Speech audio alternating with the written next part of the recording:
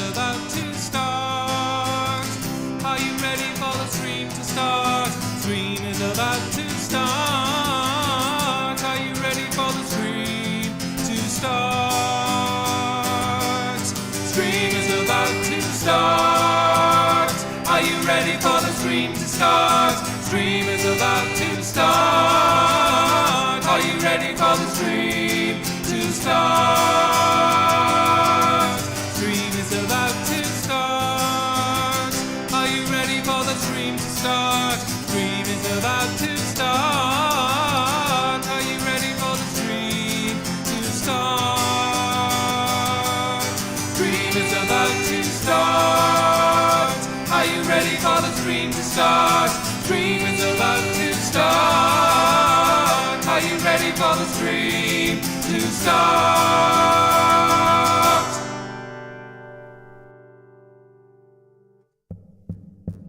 Stream is about to start.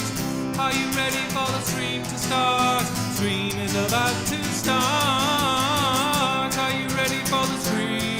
to start? Stream is about to start. Are you ready for the stream to start? Stream is about to start. Are you ready for the stream to start?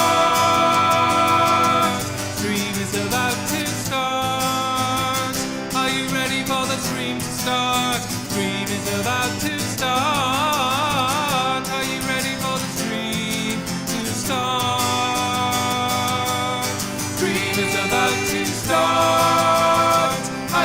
for the stream to start? Stream is about to start. Are you ready for the stream to start? Stream is about to start. Are you ready for the stream to start?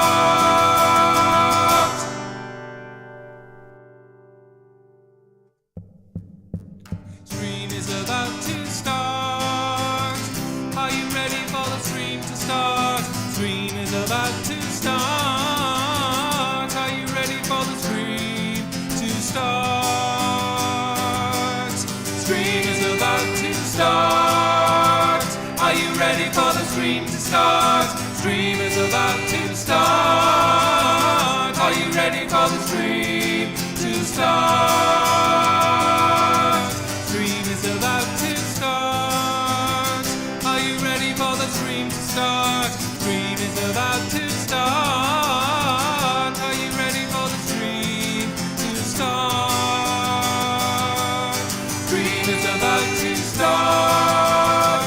Are you ready for the stream to start? Stream is about to start. Are you ready for the stream to start?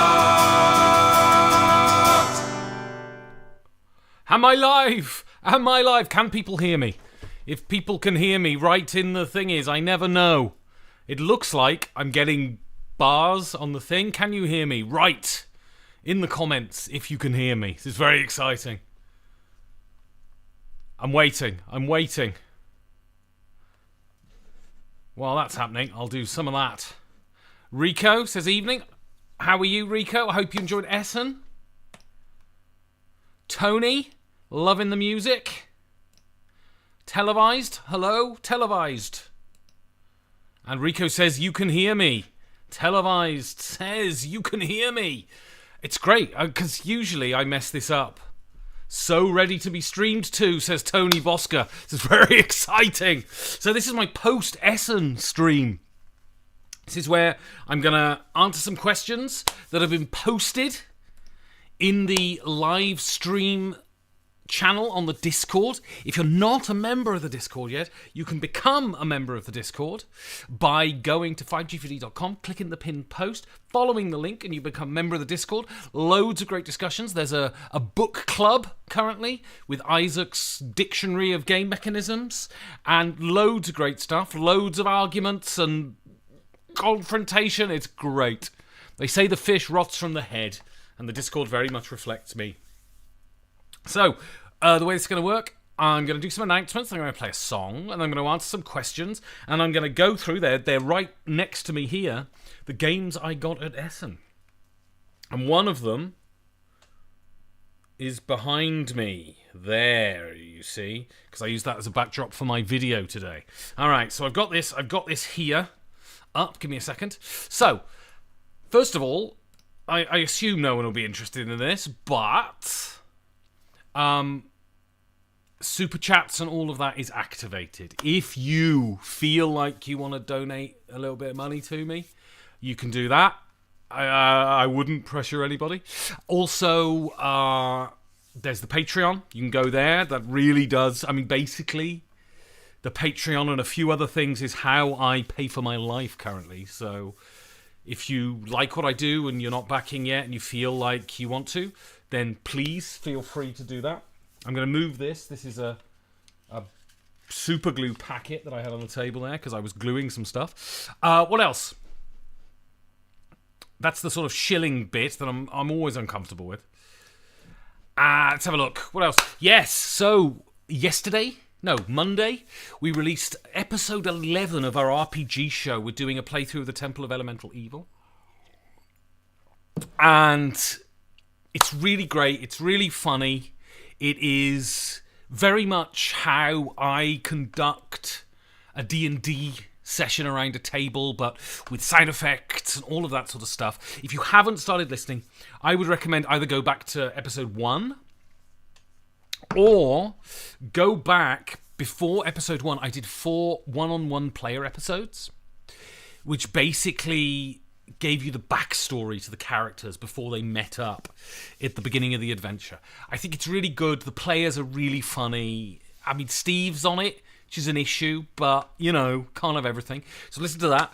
The last full 5 Games for Doomsday show was Teresa Duringer, who, surprisingly, I met her in Reno this year and I asked her if she was German because Teresa Duringer is one of the most German-sounding names I've ever heard in my life, but she isn't. She's American.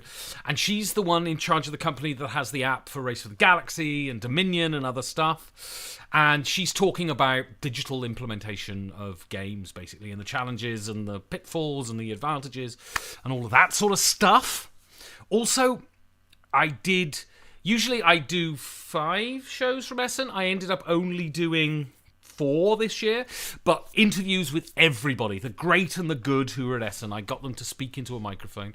And me and Steve, and you can hear at times when I'm drunk or when I'm tired. And I realise that I probably was sick quite a lot of the time.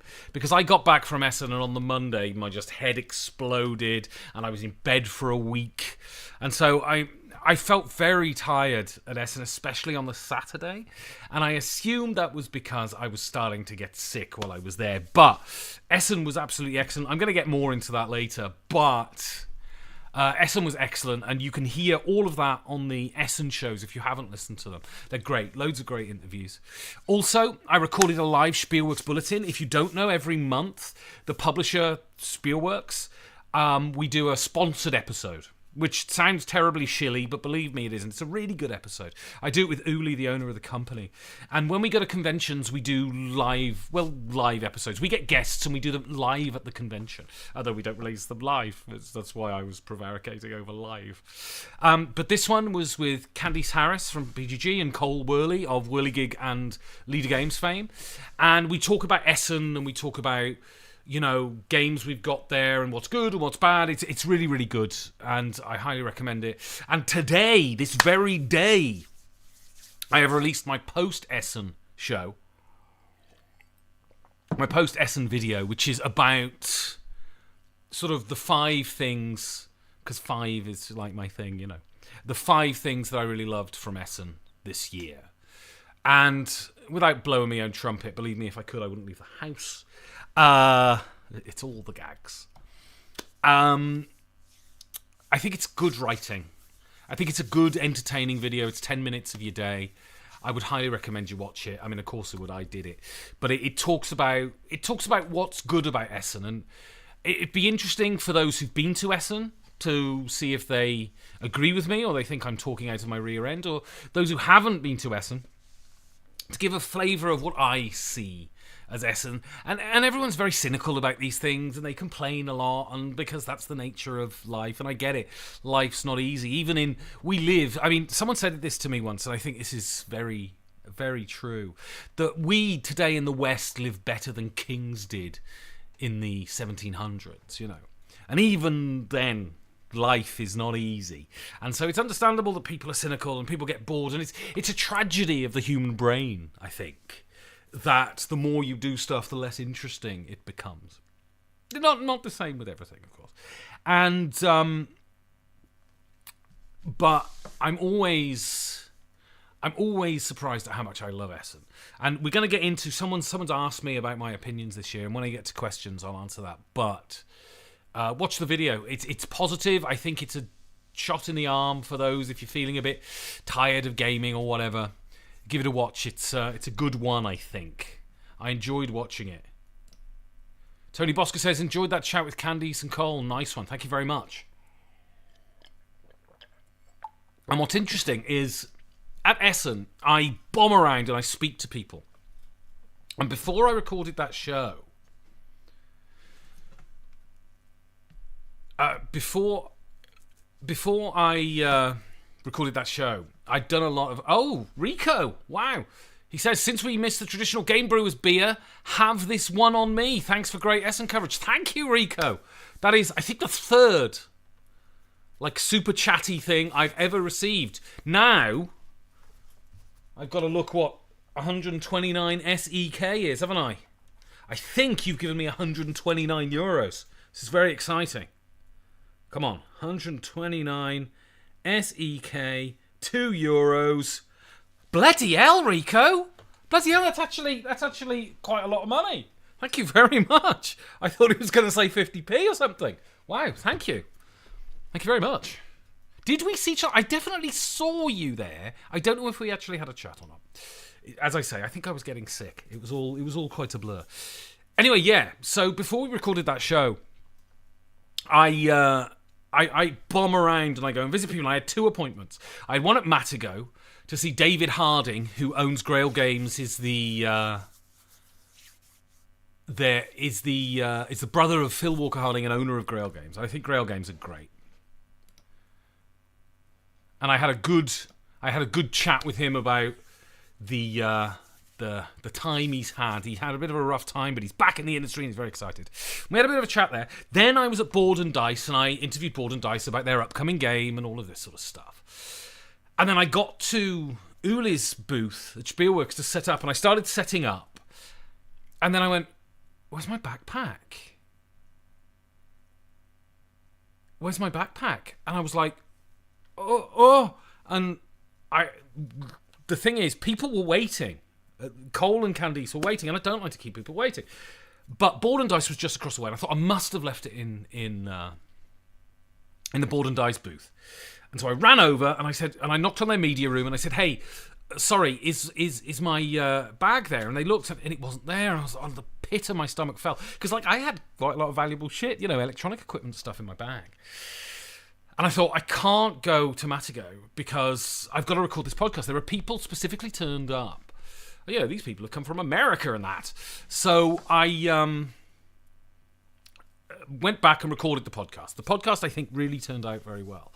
But it was so interesting. Occasionally, people would be talking, and then I get this little scratch at the back of my head that said, you've lost your backpack, and there's loads of shit in it, and you've completely lost it. And while they were talking, I go, and then I'd just get it, and I would force it back down, so I wouldn't think about it anymore, and then I'd do the rest of the podcast. Anyway, what happened was I got up, I finished, I packed away, and I legged it to Matago, and I got there and my bag was there. So it's the feel-good story of the year. Thank God I didn't lose it. But the problem is, the reason I did it is because I had my backpack, but I had 2 or 3 bags of games. And the thing is the way the brain works. So I finished speaking to David. I got up, I picked up my bags, and, well, I've got bags. So obviously I've got everything. And then I left. And so my brain had said, you've got your stuff. And I hadn't got my stuff. So Tony says, you having a chat with Cole and not mentioning that you don't like his games was a real exercise in manners. Okay, Tony. I don't like Arcs and I don't like Oath. I think Arcs is better than Oath. But I don't mind Pax Pamir. I've got it. It's behind me. I like an Infamous Traffic and I like Root. So I don't dislike his games. He's had 2 games that have been very, very popular. And people have talked about them in terms that frankly confuse me. Arcs, the way people talk about arcs, frankly, confuses me. And if you want to, I think I released that as a free episode on the feed. If you want to hear my reaction to arcs, I did a battle report. So me and my podcast partner, Stevie J. Cyrek, we do, as we play a game, we record an episode. So we get our instant impressions. And we did one on arcs. And I don't like it. I think it's might be the most overrated game that's ever been made. But I talk about why on there. And I don't think I'm massively unfair, but yeah. So I like some of his games. The last two I haven't liked, and I think groupthink is a thing. That's all I'll say. Anyway, so I'm going to play a song. So I'm going mixed media today. So I'm going to do some on my acoustic, and I'm going to do some on my electric. So if you've ever watched this stream, you'll know I'm a big fan of Ween. I'm wearing my Ween t-shirt today. I've said this before, but I think their run from Chocolate and Cheese to Quebec is as good an album run as there has ever been, and I put the Beatles in that. But what's so amazing about a band like Ween, because they've been around so long, you occasionally just stumble a song you've never heard before. It's not on an album, it's just an old... This one was a B-side that I'd never heard before. And I just stumbled across it when it was on YouTube the other day, and I'd never seen it, so I thought, oh, I'll listen to that. And it is amazing. This is a song they wrote after the death of Jerry Garcia from the Grateful Dead as a sort of dedication. And the lyrics are beautiful. And this is the thing, Ween... People always assume that Ween is this joke comedy band. And they certainly have joke comedy songs, but they have a real ability to put their finger on moments of real tender human beauty. And this is a brilliant song. It's as good as it gets. And I only heard it the other day, so I might mess it up. But, you know.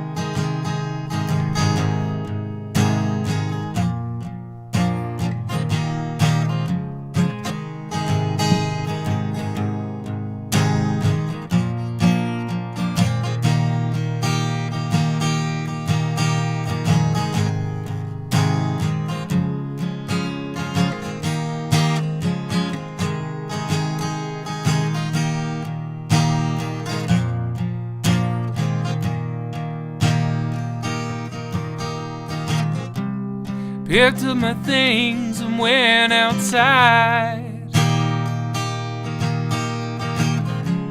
A man that loved up and died.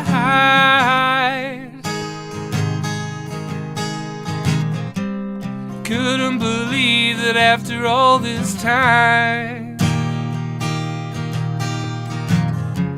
I never knew the man, but he was a good friend of mine. So long, I'll see you down that long, dark river,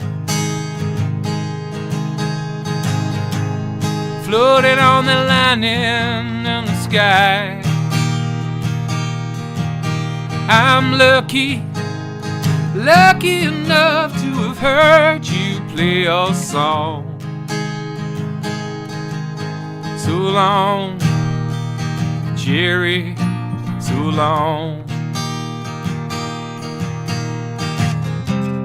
Always be together, rolling track. Always and forever.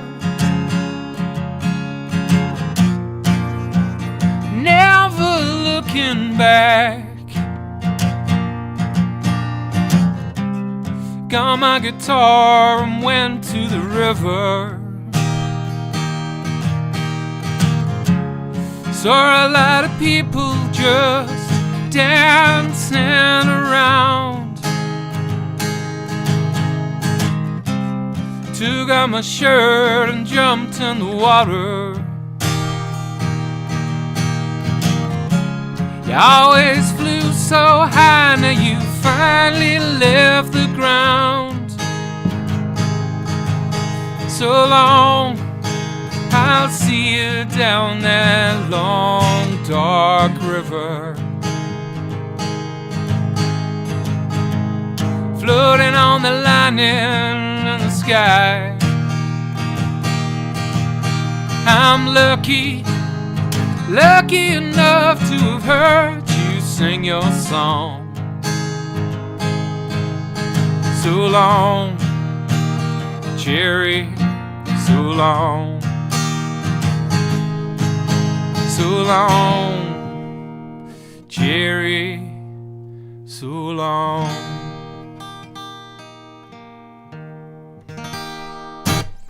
Ah, it's a beautiful song. I kind of messed it up a bit, but that's fine, isn't it? There we go. Guitar goes there. It's a beautiful song. They're an incredible band. An incredible band.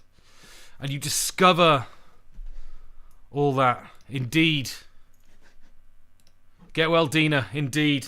I've seen pictures of him fishing at the moment, so I think... The problem is, I think he was an alcoholic for many years and then stopped drinking. And it takes time. Okay, so I'm going to answer your question. So if you've got any questions you want to know about Essen... If you've got any questions about Essen that you want to ask, or any things on that... Oh, and if you put emojis in the chat... They flash across the screen, so bombard me with emojis. It's great. So if you've got any questions, just pop them in the chat. I've got some from the Discord, and we're going to answer that. So, first question. So I'm gonna. If you ask questions now, you get yours answered first. So I am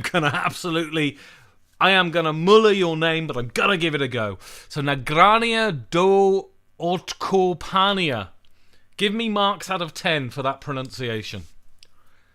Marks out of 10. I'm going to go again. Nagrania do Otkopania. Yeah, give me marks out of 10 for that pronunciation. So, is it true that this was the most crowded Essen? Was it an issue? Okay. So, of course, this is just what's the word I'm looking for? Anecdotal. Oh, look at that. 10 out of 10. 10 out of 10. You're so nice and such a liar. So, this is just anecdotal. So, Essen sold out. 3 days, apart from the Sunday, sold out. Now, as far as I know, this could be fake news, so don't quote me on this, but as far as I know, they'd never had a limit before. So, selling out was something of a myth, but nevertheless... Essen sold out for the first time. Thursday was nightmarish. Now, I don't mind it so much. You just find a place to go, right? But it was. Getting about was nightmarish. And it was nightmarish in one particular place. Now, I remember doing a lot of shows last year, speaking to the organisers of Essen. And they'd rejiggered the halls. So it sort of a family weight hall, a gamers hall, an RPG type hall, all of this, right?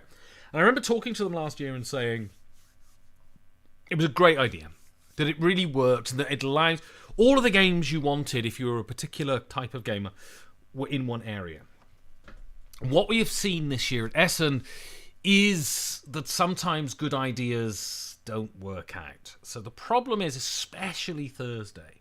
So this is new. Not new, but this is different. From when I first went to Essen, Thursday was usually reasonably quiet. Not quiet, I mean, but in comparison, Thursday, then Friday got a bit busier, Saturday super busy, Sunday quiet, right? What has changed is that Thursday is the big day at Essen now. All the gamers come, and it's a massive day. Hall 3 was a nightmare because all of the people who go on Thursday, by and large, are not the families. They're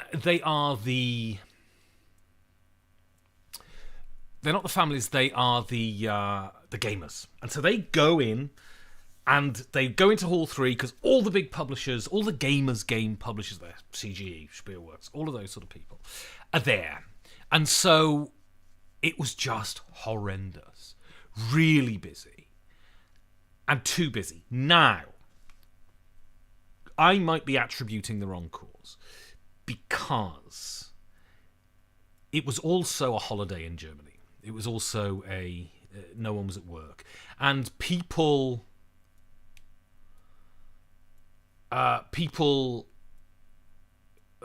take holidays in Germany. If you're in America, you might find that a bizarre concept, but they actually take holidays in Germany. In fact, they're compelled to by law, and so it could have been that. It could have just been that it was just very busy because it was a holiday.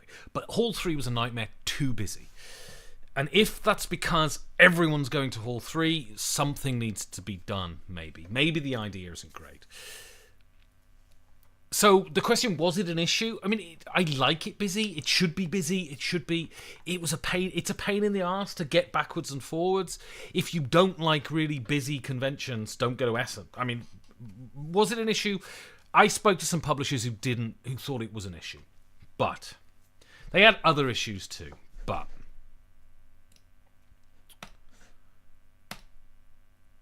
so K Sweeney 36 says, I know as a board gamer I should go at least once, but if not going for shopping and going solo, would it be worth it? Or something like Aircon be better? Now, really depends what you want. So if you watch my video that I published today, I do the 5 things that I really loved about Essen this year. And it's one thing, I talk about it every year, but it's nevertheless true. And I title it The Centre of It All. You should go to Essen once if you're a sort of committed board gamer, because it is the centre of the industry. It is incredible. All of those people that you love, who make those games you love, they're all at Essen, right? It is truly, you truly feel at the centre of something in the way that you never get an opportunity to. Maybe Comic-Con. Maybe Comic-Con is similar. Where you get to feel like you're really at the epicenter of something. I've never been to Gen Con. I can't really comment. I speak to people and they say, well, Essen's just a different ball game to Gen Con. So I think you should go once just to experience it. You may hate it, but I find it hugely invigorating. Something like Aircon's great. I've only been to Aircon Northwest in Manchester, but it's great. But you go and you play games, right? It's a different thing. The thing is, I also talk about in the video, I talk about this idea that it's not a convention. It's a fair, it's not a convention. And you do get kicked out at 7, but there's loads of stuff to do. There's loads of places to go. There's loads. And you know, if you watch this stream, please, if you come to Essen, get in contact with me and come out for my annual Martin Wallace piss up. And you're more than welcome to come to that. It is, yeah. So there's loads of things to do, and so it doesn't have the convention vibe that another convention does. But I think you should go to Essen. And go to Aircon. I mean, it all depends on cash, doesn't it? I don't know where you're based. If you're based in the UK, go to Aircon. I think Aircon's infinitely better than UK Games Expo, to be honest. I think my issue with the UK Games Expo is I feel like it sits somewhere in the middle. It's not as exciting as Essen. And it doesn't have the community feel of something like Aircon. Go to Aircon. Yeah. But I've only been to the Manchester one.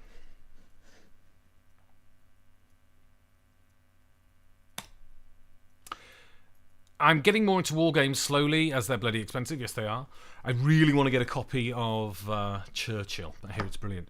Anyhow, is there enough war games there? I don't think companies like GNT and ILK not being there.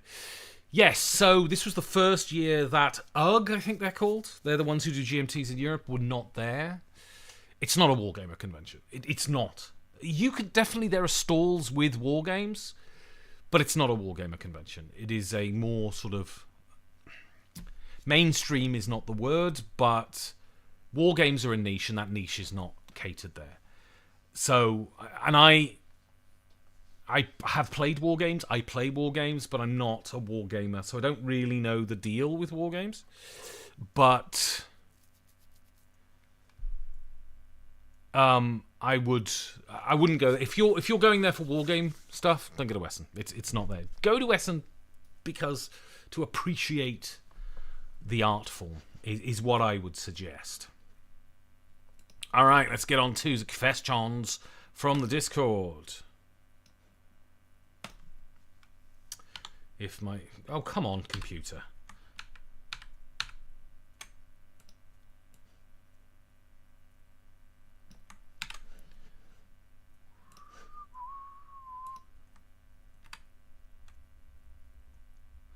Really, only about 2 years ago, I discovered Control Z. Before that, if I made a mistake, I just had to retype everything and that. Sometimes I'd be writing and I'd accidentally highlight a thing and hit the next key and it would all be deleted, and I didn't realize Control Z was a thing. I ended up rewriting essays 20 times. Amazing, isn't it? But I know now. Give me a second. Okay.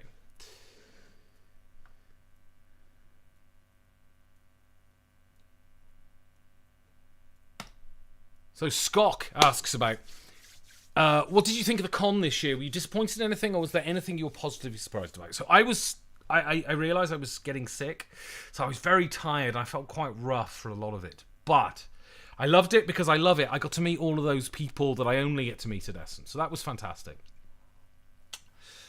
Disappointments. This was the first year that it felt corporate in a way that it hasn't before. What I kind of loved under the previous management is there is this part of the reason I think I'm so attracted to board games is that they have this ad hoc kind of feeling to them. They still retain that feeling of being made in a garage. It's attested to the fact that, some of the most talented people in the world are people who make board games, and you can just go up and have a chat with them, right? And so,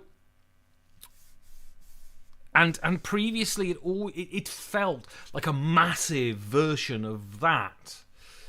And that comes with, I've spoken to a lot of people who were exhibiting there, and they said now it's just so much easier, it's so much more professional, it's so much more digital, it's so much easier to just get things done. So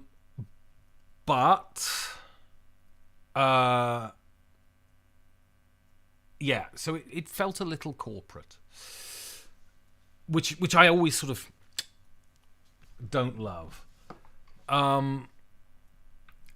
Not overwhelmingly so, though. A couple of things I discovered. I've had access to the press room for the last sort of 4 or 5 years, and it is a complete oasis of calm and quiet. And I had to do some work. I had to edit a podcast, and there's internet in there. So for the first time, I went there, and I was like, my God. Lockers? And lockers are like hen's teeth at Essen. So lockers, drinks, internet. Absolutely astonishing. So that was amazing. And positive. That was a positive surprise. The press room. And I always do the Essen no shipping auction, and if you don't know what that is, basically on BGG they run an auction and people bid on games to sell, and then you go to this hall in Essen and you have a sign with your BGG username on it and you wave it above your head and people give you money for games, right? And it's a weird, bizarre, cult-like ritual that I first saw back in the day. And it was done outside previously because it was relatively small, and now it's massive because everything has grown. And it's so weird and so kind of nerdy, but it's just so glorious. So if you go to Essen, flog a couple of games and experience that. Even if you're flying, just flog a couple of little card games or something and experience that. It's brilliant.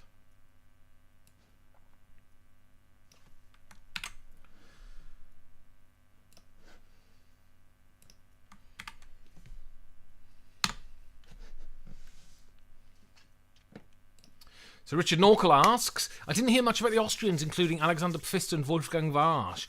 Were they there? And I just didn't hear about it. So, I know Wolfgang Warsch was definitely there. I don't think Alexander Pfister has gone to the last few Essens, to be honest. But this is a wider point about Essen. I bumped into Ian O'Toole for 2 minutes, and that's all I saw him all weekend. And last Essen, we hung around together, and he came to dinner and everything. So, yeah, loads of... It's so big, there's so many people that it's really difficult to coordinate sometimes. And so you end up missing people. And, you know, being an ex-Austrian myself, I like to hang around the Austrians because I prefer their accent in German to the German one. But it was funny, Uli was at the booth and he was talking to someone. And I overheard them and I realised the guy who was talking to him was talking to him in an Austrian accent. So I went up and I just went to Uli. God, listen to that. In German, of course. God, listen to that. Isn't it wonderful to hear such a beautiful accent? I speak like that. It's a wonderful accent. And the guy turned round to me and he said, I find your accent a little too Viennese for my tastes. And he didn't know who I was, of course. And I said something and I just looked at him and went, well, actually, I'm English. And his eyes widened and he just went, wow, that's amazing. I was completely convinced by your Austrian accent, which was nice. I can put it on if I want to. So I know Wolfgang Warsch was there. I don't know about Alexander Pfister. Skok has another question.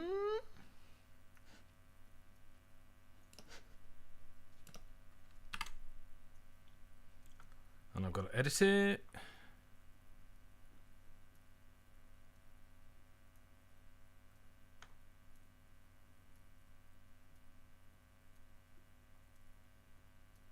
Right, I'll edit this because it only allows me a certain number of characters. Let's see if this makes sense with my editing. Oh, it's still too many.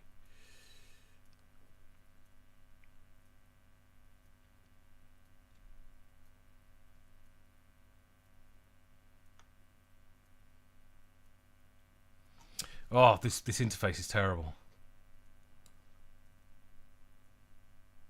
So I'm just going to explain the first bit. Oh, this is terrible, this interface.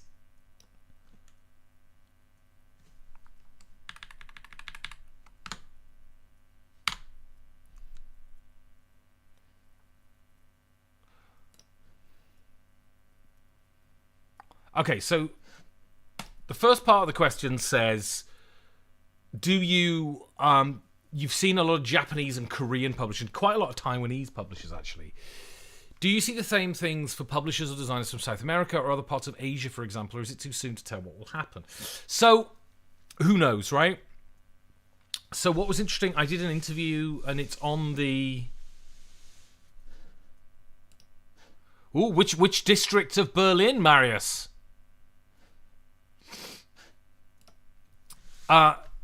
So I did an interview with a guy who's sort of doing business games.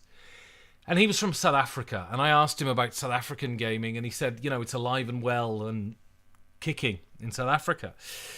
There were Indian publishers there this year. I think there were some South American publishers this year. And who knows? The thing is, it seems to me... I don't know, because I don't know enough about getting games made. For sure, there are loads of gamers in South America, and for sure, there must be good game designers. So, Julian Pombo, the designer of Pampas, was there, and he's Uruguayan. I don't think his the company who published that is Uruguayan. But he's a really nice guy. And what's so great about Essen is you do find Indian publishers and Iranian publishers and all of that. And it's great. It's great. The Asian game market, the East Asian game market, Taiwan, Korea, and Japan is really grown in the last 10 years, and it's fabulous. And, you know, like everything, most of the games aren't very good. Some of them are absolutely brilliant. And I think a large contributing factor to that was Love Letter. Love Letter really put that part of the world on the map. Marius says, Prenzlauer Berg, I was guessing you'd be from Friedrichshain. Do I look like a Friedrichshainer? I lived in Neukölln for 11 years. And I loved Neukölln. It was wonderful. And now, unfortunately, I've become spießig. And I live in Prenzlauer Berg. And I have to use trams, and I hate them. I'm not as much of a fan of Prenzlauer Berg as I am of Neukölln. Matthew Dunstan says, hello. Hello, Matthew Dunstan. I briefly bumped into Matthew at Essen. But he's far too important to speak to a pleb like me. But I'm glad he's joining the stream. Matthew's on the stream. If you've got any questions for Matthew, hang on a minute. Oh, hang on. I've put a game box on the cable of my electric guitar. Give me a second.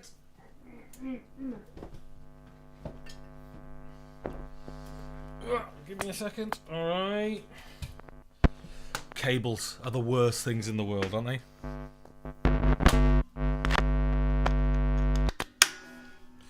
All right. So I'm going to play a song. I'm going to answer a couple of more questions and then go through my Essen haul. I'm going to check the tuning on my guitar. Because with the lights on, the temperature in the room changes. I'm happy to interact with you at this appropriate distance. Yes, he has half of the world. Which is probably the distance you want to have away from me.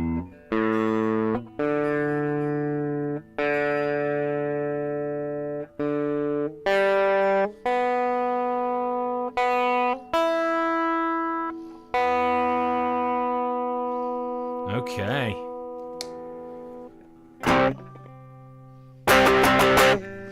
Good. So, you'll recognize this one, and this is going to be the song that demonetizes this stream. But it's a cracking song. I just hope the chord software doesn't scroll too fast.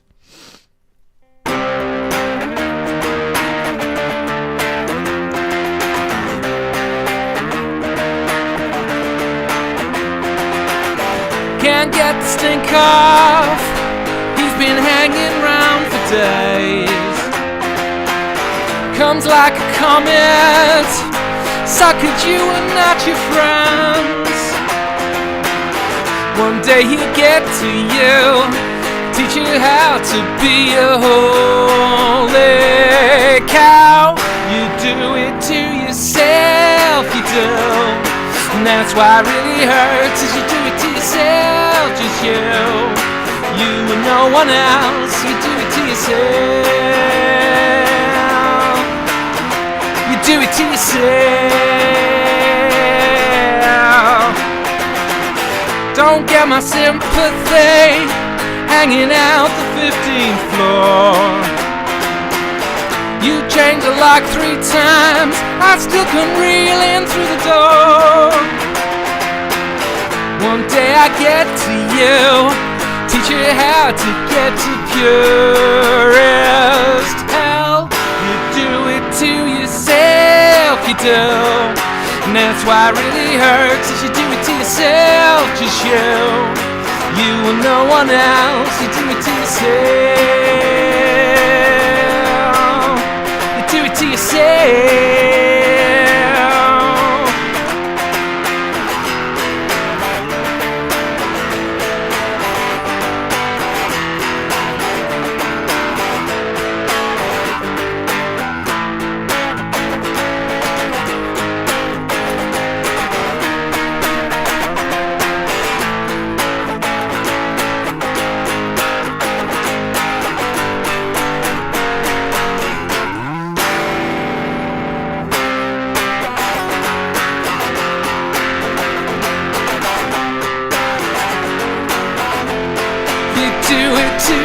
yourself, you do.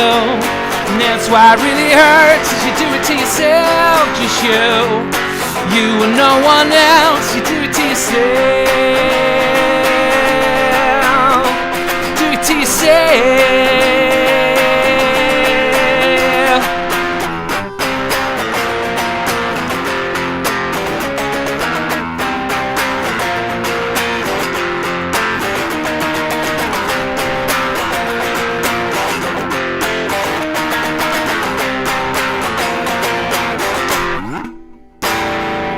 It's a good tune. It's a good tune. That's Radiohead from what I think is their best album, The Bends. It's a tune. All right, let's get back to the questions.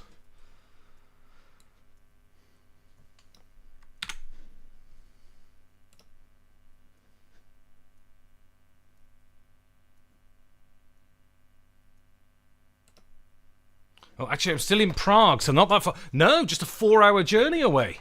We should go out on the beers. Although distance is good, seeing I'm currently down with COVID. I got sick as a dog. I didn't get COVID. I did a test. It was fine. But sorry to hear it, Matthew. Your holiday plans must have been quite different. The thing is, though, you get to an age, and as long as it's not... I mean, I don't want to be, fatuous here. But as long as it's not like a serious illness, if you get a bit of a cold or something, and I'm sure Matthew works incredibly hard, having a nice couple of days just to sit and watch Only Murders in the Building is all right. And I highly recommend you watch Only Murders in the Building. It's the best thing on telly at the moment. It is very, very good. I like that people send me clap emojis. All right, what was I doing? Have I copy and pasted that? I'm really good with computers, me.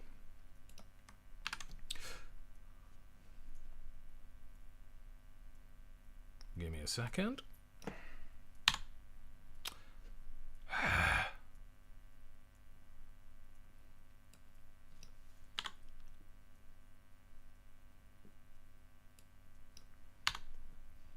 Alright.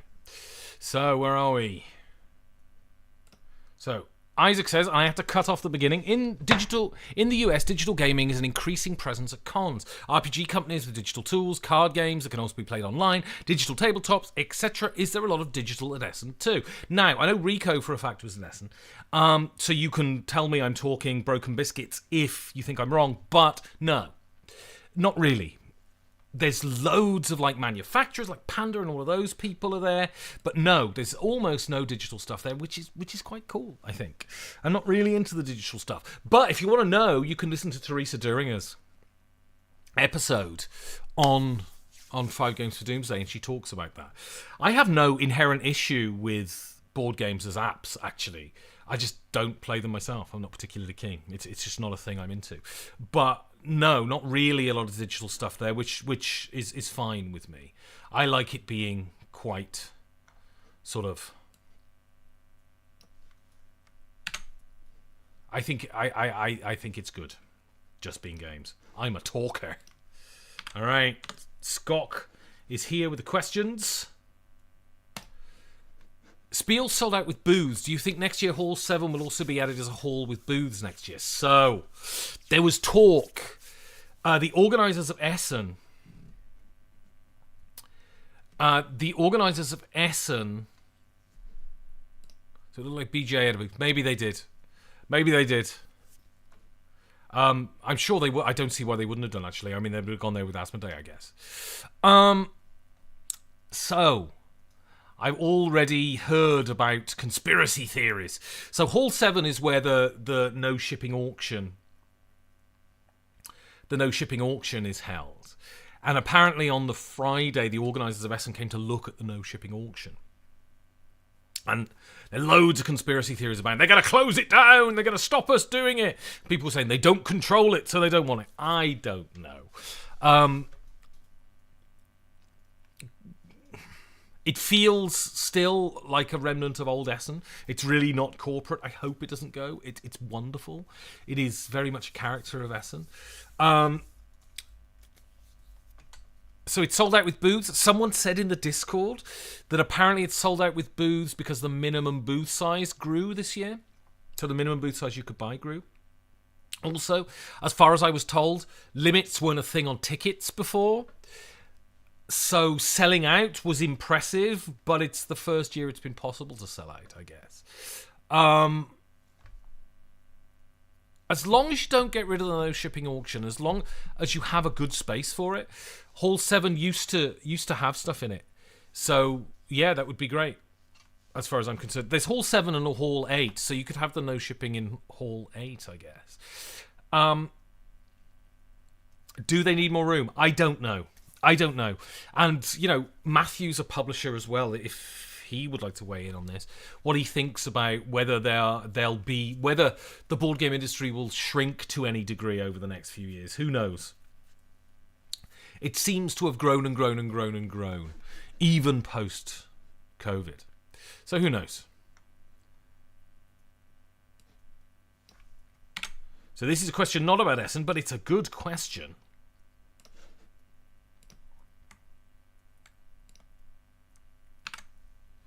Oh God, there's just not... So, I'm going to do this in 2 parts.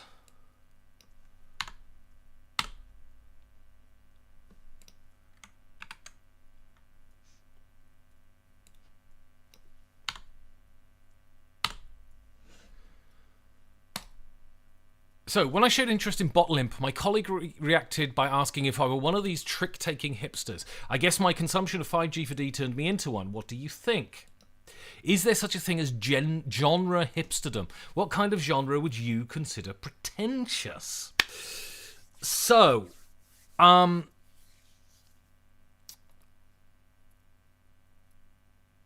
hope 5G4D turns you into a trick-taking hipster. I grew up through well-spent and misspent youth playing trick-takers and ladder climbing games. That's why I'm so happy with the game I'm going to talk about in a minute. That was really good. That took me back to those days. I love them, and I think they're really incredible games that really foster. And Bottle Imp is... I think Bottle Imp's one of the greatest games ever made. It's truly brilliant. So, are there things as genre hipsterdom? So I think it's interesting. I think Cole Worley games are quite hipstery right now. I think he's seen as the intellectual vanguard of board gaming, and people want to be seen as clever. I'm not sure that that's true.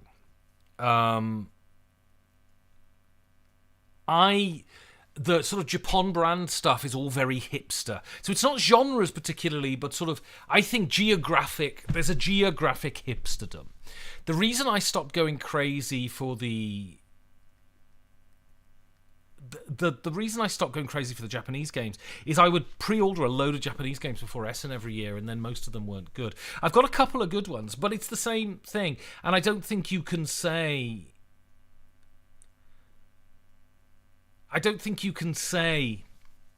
this geographical region is better than this geographical region. I think, great people pop up everywhere.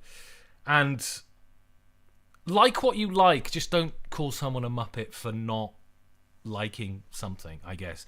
Don't yuck on someone's yum. Though, critiquing something and saying, these are the reasons I don't think this is up to scratch, is fine. The one thing that really annoys me is there is this thing that people say, oh, you shouldn't say a game is bad, you should say it's not for you.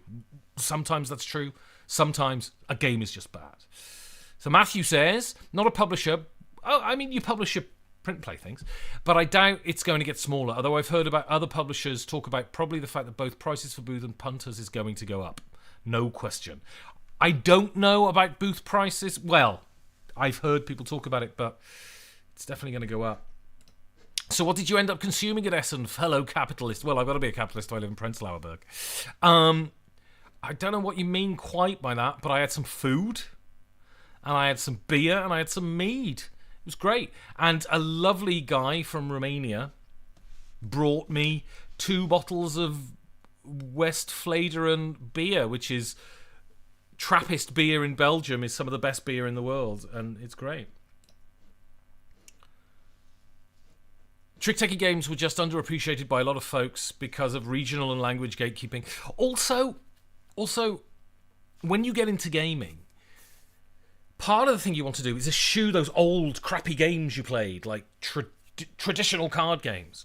And it's only once you've been gaming for a few years you go, oh, okay, they don't have the components and stuff, but they're still great. Also, one thing I kind of miss pre-internet is localism.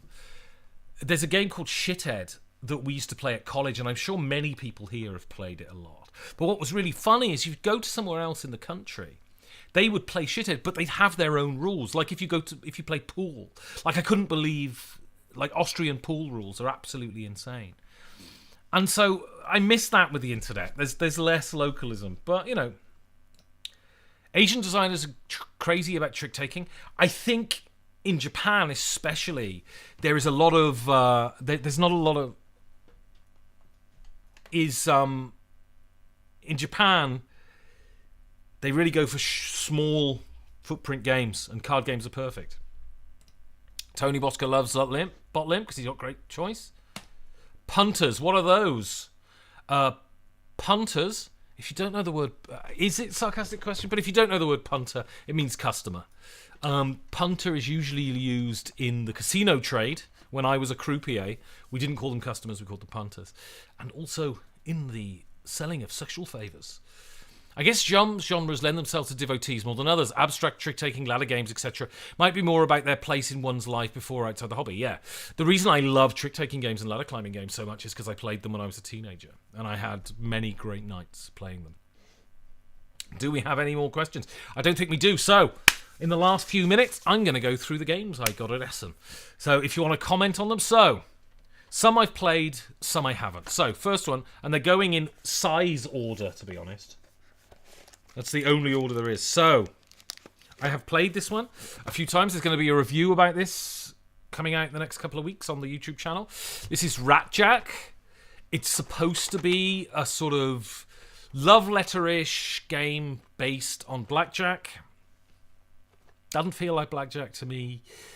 I enjoyed playing it, but I have problems with it, and I'll explain in the review, but it has a sort of love letter type idea to it, but love letter is far superior. Ratjack. This I'm very excited about. Mühe und Mehr. It is a reprint of a classic trick-taking game. Apparently, this is the game that Niet was based upon. I love Niet. I think it's one of the great trick-taking games, and this is what it's based upon. I can't wait to play it. There will be a review of this coming out as well at some point. Mühe und Mehr. I picked up a game. They've done a reprint of it. I have picked up a game. Also, Amabel Holland is pushing the boundaries. I think Amabel Holland is one of the true sort of indie creators in board gaming. The games are fascinating. I haven't played enough to know whether they're good, though.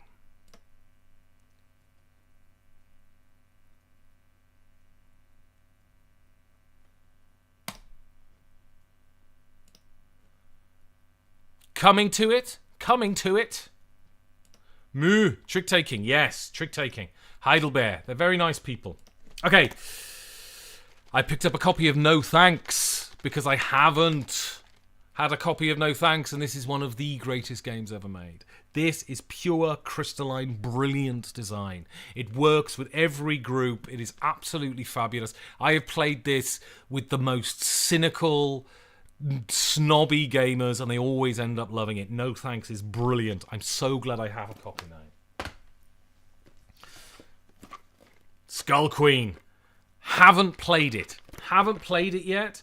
The thing is, there are games I was given for review, and there are games that I bought. I bought Skull Queen, and so these get played less after Essen because I need to play the games that I was given as review copies because I need to get the reviews up for them. But I will play this. I don't know. I mean, it can't be as good. It can't be as good as Skull King. I can't imagine Skull King is one of the great games. It's my second favourite game of all time. But, hopefully it's great. It's got meeples in this one. It's got meeples in. I'm so sad they dropped the best title of any game ever, Schöne Scheiße. Is it called something different now? But, We live in a re-evocation of the Victorian age. It's strange. We're very prudish. Should have picked up that copy of No Thanks. The English version in a bigger box for some reason. Shelf space. Capitalism. This is fantastic and needs to be spoken about more. This is... So Martin Wallace was not focusing on this game. He was focusing on Steam Power, which is behind me there. This is a really clever, really interesting trick taker. It doesn't use cards, it uses wooden tokens. But it's a really clever, really interesting trick taker. It's got really good rules, and a lot of hobby trick takers don't have the option to shoot the moon. This has the option to shoot the moon. People should be talking about this one.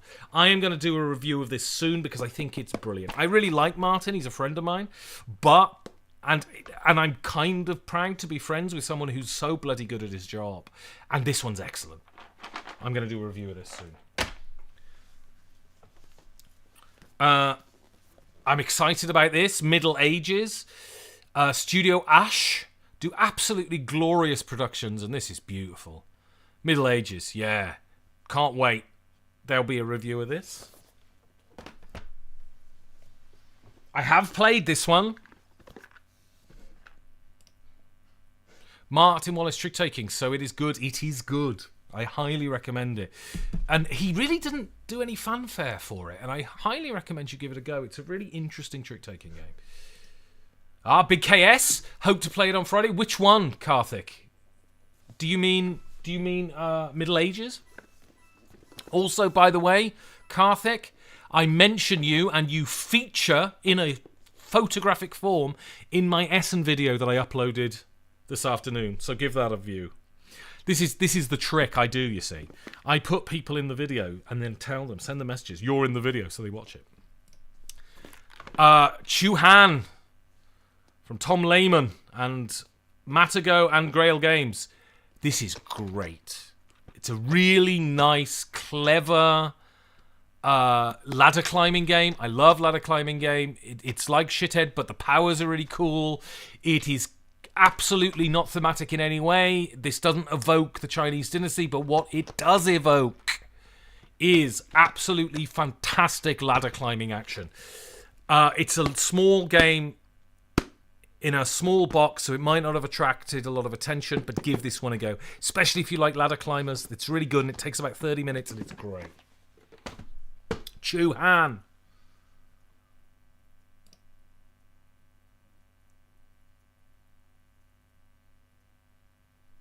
Zero to Hero. Yes, it's great, Karthik.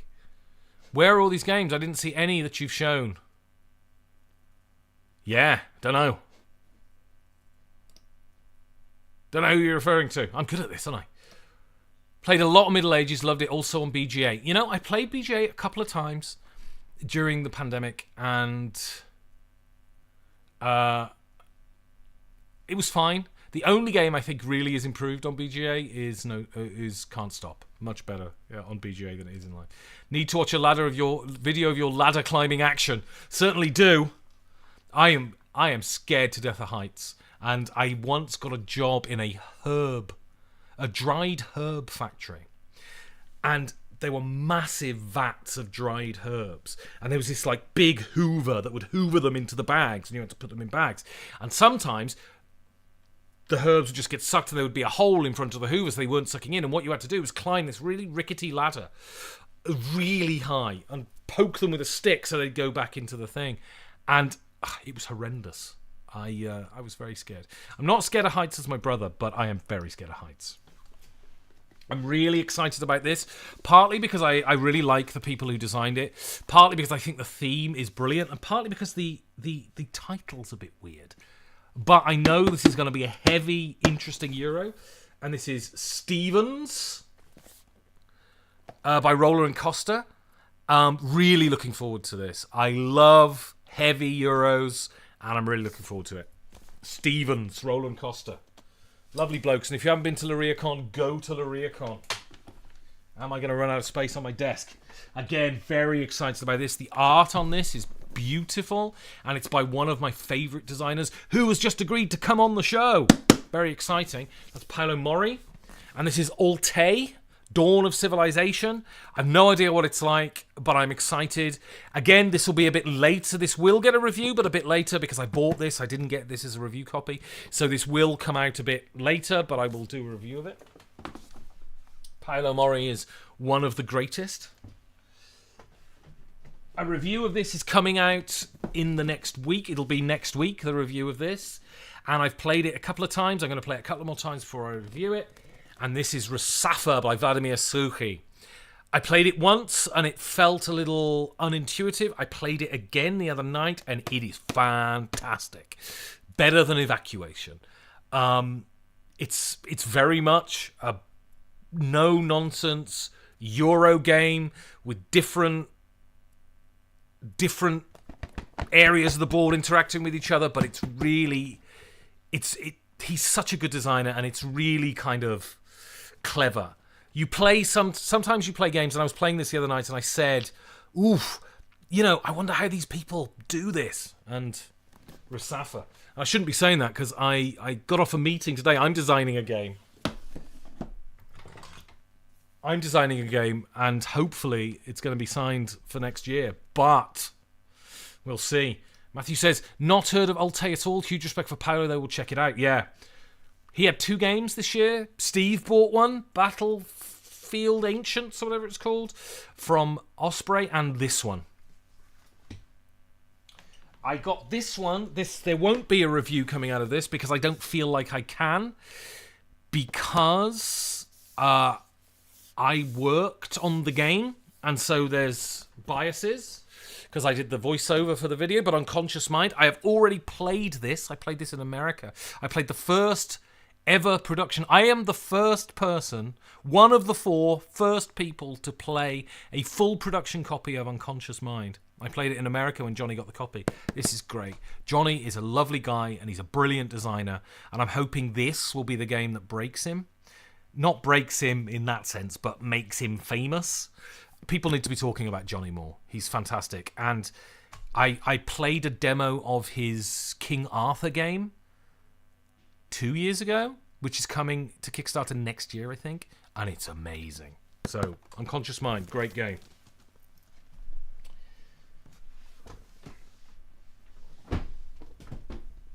One of the games I was most excited for. So, Rico says, played Stevens last Friday, very old school feel, missed the boat, and you're fuckoed. Yeah, I hope it's old school. I hope it's old school. I like old school Euros. It's such a thing now to diss old school Euros. I love them. Hope be some big box trick takers now. Jokes aside, nice selection. Excited for the Mori appearance on the channel. Me too. I met him at the Spiel des Jahres this year, and I'd written an email to him before asking him if he'd come on the show, and he said I'm not confident enough in my English. And then I met him at the Spiel des Jahres, and I interviewed him briefly. If you listen to that Spiel des Jahres show, he's on there. And of course, his English is bloody fluent. So he's coming on the show. Really excited about this. Paolo and Nuno, Asian Tigers. A friend of mine played this the other day and said they didn't like it because it doesn't look very nice. That is no criticism in my eyes. I like my Euros to have all of the moisture sucked out of them and to be as dry as possible. I'm going to love this, I think. I'm really excited. Just 2 more. The reports of this one are that it's fantastic. So I'm really, again, very excited for this. And this is SETI, the Search for Extraterrestrial Intelligence. So the last game I bought from CGE was Deal with the Devil, and it's bloody awful. And so I was not quite sure. I didn't buy their big release last year, but I thought, no, I will buy it this year. And so I bought this one. I'll do a review on it, but it'll come out later because I bought it and I didn't given it. But people are saying this is great, and I can't wait to play it. I'm going to play it sooner than I review it. And one more game is behind me. Talking of Martin Wallace. If you look above me, you will see Discworld Ankh Morpork. I remember when I was 11, 12, I saw Eric by Terry Pratchett. And the cover is is Eric and Rincewind riding the luggage. If you don't know Terry Pratchett, this means nothing to you now. And then at the top it says Faust scrubbed out with Eric written underneath. I had no idea what that meant. I didn't know what Faust was. But people, a friend of mine, his name's Gavin Weston, I believe. No, I definitely know that's his name. Yeah, he had Galileo Galilei, SETI, and I don't know what the other one. If you can pop that in the chat, that'd be great. Yeah, so, and he told me about death being a character in the books. And I thought that was so cool. So I started reading Terry Pratchett. And I was a devoted Terry Pratchett fan up until the day he died. I don't cry at celebrity deaths. It's bloody stupid. I never knew the people. Why you would expend that emotional energy on someone you never knew, even if you loved their work, kind of confuses me. But I must confess, I probably had a hangover that day and was a little emotional, but I did shed a few tears at Terry Pratchett's death, I must confess. And I remember I played this the year it came out, and I just got into gaming, and I didn't buy it and all of that, but I have wanted this game for years. And the thing is, I'm not going to buy it. It's 300 quid minimum to buy this game. It's one of those out of print games. And I did a video at Essen, and I'm going to tell you the story. So basically, I'm friends with Martin Wallace, and we get together every year. And I did the 5 best designers in the world video. And I included Martin in this video because I think he is one of the 5 best designers in the world. But I included Discworld not because I think it was one of Martin's best games, but because I thought, because I know Martin was going to watch the video, I thought if you watch the video, I thought, this is my Grail game, I would love. So I thought I might get an email from Martin saying, I've got a couple of these knocking around, I'll bring you one if you want. Anyway, I did not receive that email, but someone who watched the video, a lovely guy called Manuel Kujiman, that's definitely not how you pronounce his name, wrote me and said, I've got a copy of this knocking around. We're never going to play it. I mean, I could sell it, but if you want, I'll just give it you. And I said, are you bloody sure? And he said, yes. And so he gave it me at Essen. I mean, isn't that amazing? It's an expensive game. And I bought him a couple of beers and we had a chat, and he had the distinct misfortune to have to listen to me drunk wibbling on for a bit. But yeah, so that's how I got Discworld Ankh-Morpork, which is great. I'm so excited. It's a game I would never sell. Did you have a look at Shackleton Base? This is one of the hot ones that I didn't pick up, actually. I know people in my game group have it, so I certainly will give it a go, but from what I hear, it's fantastic.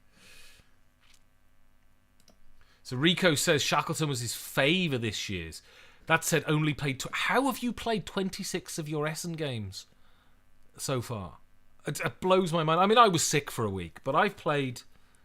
I mean, the favourite one I played so far from the Essen Hall, and I didn't get it, and I kind of regret it now, is Duel for Middle-earth. Duel for Middle-earth is absolutely fantastic. Where did I miss that? 5 best designers, Jeroen and Joris were 1 and 2, weren't they? So, I like Splotter games. And I think Antiquity is one of the great games ever designed, but they weren't. Yeah, bloody generous gift, isn't it? Incredible. Oh, do you mean you've played 26 games of Shackleton Base? Is that what you mean? Because that's a lot. I never play games that much. Anyway, oh yes, and I've got 2 more games coming in the post, because the publisher said they didn't want to give me review copies there because they were trying to sell them. But I've got a copy of Dead Cells coming in the post, which I'm very excited about, and a copy of Civolution coming in the post, which I'm also very excited about. So, that's it, basically. It's gone 10 o'clock in Berlin, so I can't play any more songs because my neighbours will phone the police. So, I guess... So, thank you, Rico, for the super chat. If anyone else wants to give me super chats, you're more than welcome. Thank you to Matthew for joining the stream. Hopefully, I have a very famous game designer coming on a stream in the next couple of weeks. Fingers crossed. as a guest, because he's going to teach me about war games, because I don't know anything about it. And when you think of war game designers, he's the most famous one. You probably know who he is. So have a lovely night. I'm going to watch this week's episode of Only Murders in the Building, because it's the best TV show on television at the moment. And if you haven't watched it, watch it.